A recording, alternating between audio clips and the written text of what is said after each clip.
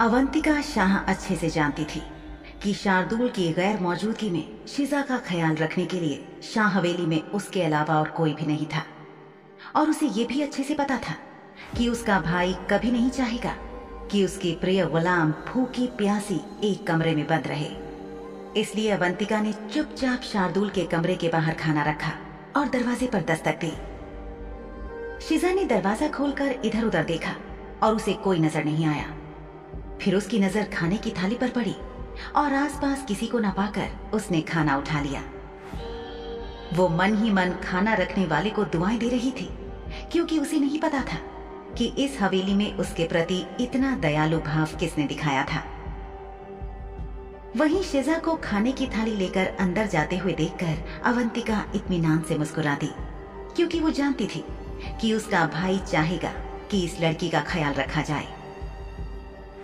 अपने कमरे में जाकर अवंतिका बिस्तर पर लेट गई और नींद आने के कुछ ही देर बाद ख्वाबों की दुनिया में सैर करती हुई वो अपने बचपन में पहुंच गई। उसने ख्वाब में देखा कि किस तरह उसकी माँ महजबीन शाह अपने बच्चों को पढ़ाया करती थी। उसे ये भी याद आया कि किस तरह माँ हमेशा कहती थी कि लड़की होने को अपनी कमजोरी की तरह इस्तेमाल नहीं करना है, बल्कि अपने आप को हर चीज में बेहतर साबित करने की पुरजोर कोशिश करनी है। सपने में अवंतिका ने यह भी देखा कि किस तरह पढ़ाई खत्म होने के बाद वो जाकर अपने कमरे में खेल रही थी, जबकि शार्दुल चुपचाप हवेली के छत पर चला गया था और उसे ढूंढते हुए माँ भी वहीं चली गई थी। हवेली की छत पर बनी घंटी जो कभी काम नहीं आती थी, उसके पास बैठे हुए शार्दुल ने जब अपनी माँ को गुनगुनाते हुए सुना तो उसे बहुत अच्छा लगा। जब उसकी माँ बोलती थी तो उनकी आवाज मखमली होती थी, लेकिन गाते वक्त तो वो आवाज पक्षियों से भी ज्यादा मधुर लग रही थी। शार्दुल ने अपनी माँ से पूछा कि वो क्या गा रही थी। जवाब में उसकी माँ मुस्कुरा दी और फिर बोली, इसे मौत का गीत कहा जाता है मेरे बेटे, और ये एक सुंदर गीत है। छोटे से शार्दुल ने हैरान होते हुए अपनी माँ से कहा कि मौत कभी भी सुंदर नहीं हो सकती। लेकिन उसकी माँ ने उससे कहा, तुम ऐसा क्यों सोचते हो मेरे बच्चे? मौत अपने आप में सुंदर है, क्योंकि ये बहुत सी चीजों की शुरुआत है, अंत नहीं, जैसा कि बहुत से लोग सोचते हैं।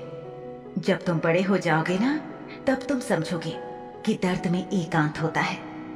इसमें सूरज की तपिश से बहुत ज्यादा गर्मी होती है। क्या तुम्हें वाकई ये अजीब लगता है मेरे बच्चे कि मौत के बारे में इतने प्यार से बात कर रही हूँ? माँ की आवाज हमेशा की तरह कोमल और प्यार भरी थी। शार्दुल ने हाँ में अपना सिर हिलाया और बोला, लेकिन माँ, आपके लिए कुछ भी अजीब नहीं हो सकता है। छोटे से बच्चे के मुंह से निकली इस बात ने माँ के चेहरे पर एक हंसी ला दी। उसने अपना हाथ शार्दुल के कंधों पर रखते हुए अपने बेटे को अपनी तरफ खींचा और उससे बोली, तुम एक बेहद प्यारे बच्चे हो। क्या तुम अपनी माँ से एक वादा करोगे? हमेशा अपने दिल में इस बात को जिंदा रखना कि मैंने तुम्हें जिस तरह का बच्चा बनाना चाहा है, तुम वैसे बच्चे हो और वैसे ही रहोगे। छोटे से बच्चे ने फौरन हामी भरने के लिए अपनी गर्दन को हिलाया और अपनी माँ की तरफ देखने लगा। फिर मुस्कुराकर उसने अपनी माँ से कहा कि वो ऐसा ही करेगा। महजबीन ने अपने हाथों से शार्दुल के माथे पर आ रहे उसके घुंघराले काले बालों को पीछे किया और उसके माथे पर एक कोमल चुंबन किया। बाहरी तौर पर कोई भी देखता तो महजबीन के दोनों बच्चों में से उन्हें शार्दुल ताकतवर और हिम्मत वाला दिखाई देता, जबकि बेटी छुई मुई सी और कमजोर दिखाई देती, जबकि वास्तव में ऐसा नहीं था। एक ही पहलू देखने पर यही नजर आता, जबकि तथ्यों में अंतर था। महजबीन को नहीं पता था क्यों, लेकिन कुछ हफ्तों से उसे बहुत सी चीजों के बारे में मतिभ्रम होने लगा था, जो पहले कभी नहीं होता था। वो उन बातों पर विश्वास करने लगी थी जो वास्तव में हो नहीं रही थी, पर उसे लगता था कि ऐसा हो रहा है। और ऐसे ही एक समय के दौरान उसने देखा कि उसके बेटे के बारे में कुछ बहुत अजीब था। महजबीन ने गौर से देखा तो पाया कि उसके बेटे की आंखें यूं तो गहरी लाल थीं, जैसी शुद्ध खून वाले पिशाचों की होनी चाहिए, लेकिन कभी कभी वो गहरी लाल से काली होकर फिर से लाल हो गई थी। इस बात ने महजबीन शाह को इस कदर फिक्रमंद कर दिया था कि उसके अपने बेटे का परीक्षण करवाने के लिए खास तौर पर परिषद के पिशाच डॉक्टरों से संपर्क किया था और उन्हें बुलाया था। छोटे से शार्दुल के कई परीक्षण हुए, लेकिन जो परिणाम आया उससे महजबीन को राहत मिली थी। लेकिन साथ ही उसे यह भी पता चल गया था कि गड़बड़ उसके बेटे के साथ नहीं बल्कि उसके खुद के साथ है। इतना ही नहीं, कुछ ही दिनों में उसने अपनी बेटी को किसी को मारते हुए देखा था।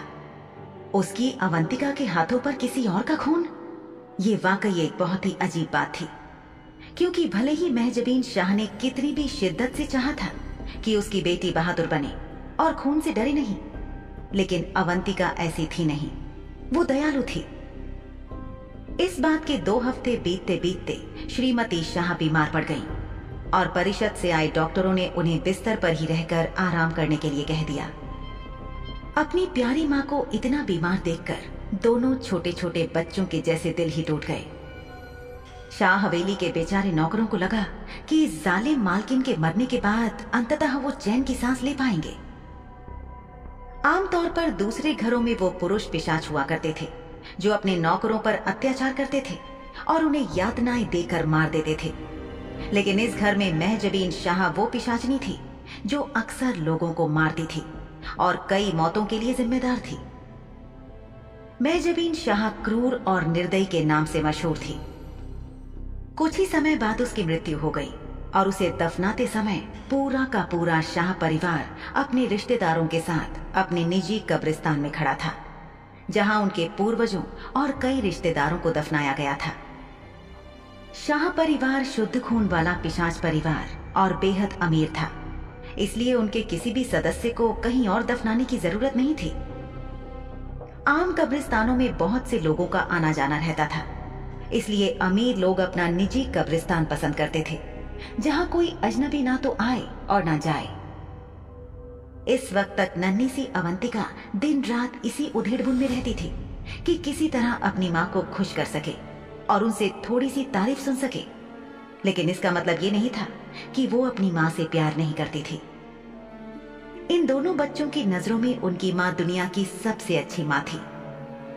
महजबीन अपने बच्चों के प्रति बहुत अच्छी थी और अपने बच्चों को ठीक से संभालना उसे आता था। वो एक प्यारी माँ, समर्पित पत्नी और अपने परिवार के लिए एक ऐसी दोस्त थी जो उन्हें बाहरी लोगों से बचाती थी। अवंतिका ने सपने में अपनी माँ की लाश को देखा जो ताबूत में थी।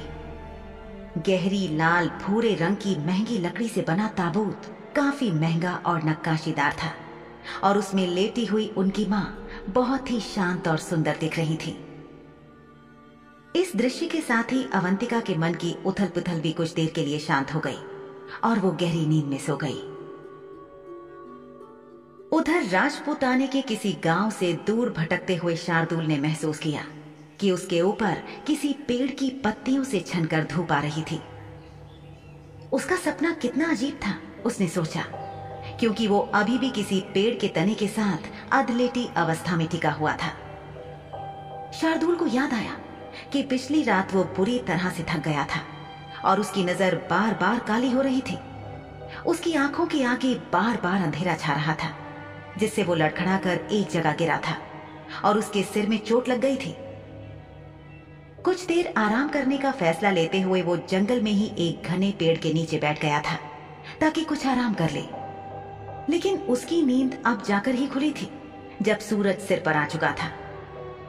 खड़े होकर उसने समय देखने के लिए अपनी पतलून की जेब से घड़ी निकाली। लगभग दोपहर होने जा रही थी।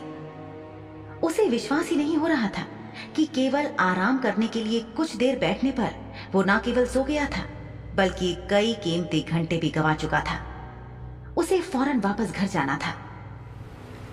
जंगल में सबसे नजदीक की एक नदी की आवाज सुनकर वो वहां पहुंचा और हाथ मुंह धोकर बहती नदी की जलधारा पर आ गया और वहां से उसने पानी पीते हुए अपने प्रतिबिंब को पानी में देखा। उसने देखा कि उसकी गहरी लाल आंखें काली हो चुकी थी। ऐसा लग रहा था कि औषधि के माध्यम से उसके शरीर में जितना जहर डाला गया था वो अभी तक उसके शरीर से पूरी तरह बाहर नहीं निकला था। जो औषधि उस पर इस्तेमाल की गई थी उसमें थूक घास की खुराक बहुत ज्यादा मात्रा में थी, जिससे उसके शरीर से गायब होने में अच्छा खासा समय लगने वाला था। जो कुछ भी था, इस जहर ने उसकी क्षमताओं को बहुत बुरी तरह से प्रभावित किया था, जिसकी वजह से वो अभी भी अपनी पिशाची रफ्तार का इस्तेमाल नहीं कर पा रहा था। वरना वो कब का यहां से गायब हो चुका होता और अपनी हवेली पहुंच चुका होता। उसे काली चुड़ैलों पर गुस्सा आया और वो गुस्से में बड़बड़ा उठा, घटिया काली चुड़ैलें। इन शब्दों को कहने के साथ ही उसने महसूस किया कि उसे फिर से गुस्सा आने लगा था। अचानक बिना बात के इस तरह गुस्सा आने का मतलब था कि उसके दिल का संक्रमण बढ़ रहा था और उसका दिल भ्रष्ट हो रहा था। उसका दिमाग अभी भी उसके बस में था और उसे पता था कि उसे किसी भी तरह अपने गुस्से को काबू में करना है। थूक घास कोई सामान्य औषधि नहीं थी, बल्कि एक ऐसी चीज थी जो पिशाचों के लिए जानलेवा जहर थी। और काली चुड़ैलों ने अक्सर काफी मेहनत और मशक्कत के बाद उसमें घातक जहर और कई जड़ी बूटियां मिलाकर पिशाचों के खिलाफ इस्तेमाल करने के लिए ही उस औषधि को तैयार किया होता था।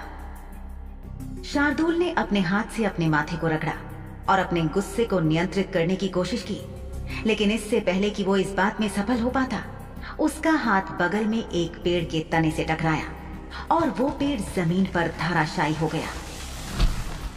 जाने अनजाने उसका गुस्सा चीजों को तोड़ने फोड़ने में लगने लगा था।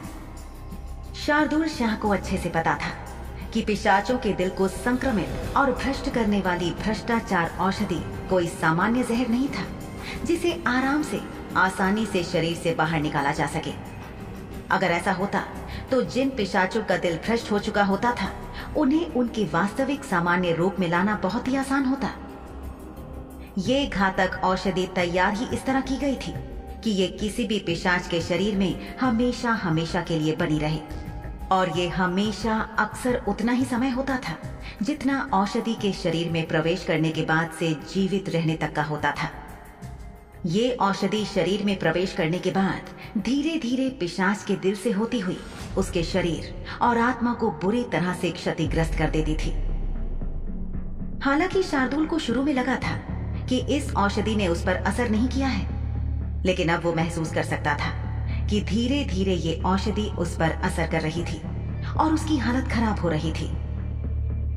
अचानक उसके मुंह से उसके नुकीले पिशाची दांत बाहर निकले। धीरे धीरे गुजरते समय के एक एक पल के साथ शार्दूल की आंखें एकदम गहरी काली होती जा रही थीं और उसके मन में फिर से खून पीने की इच्छा जागृत हो गई। इस औषधि से संक्रमित पिशाच की सबसे बड़ी पहचान या सबसे बड़ा लक्षण यही था कि उसके अंदर खून की कभी ना बुझने वाली प्यास पैदा हो जाती थी।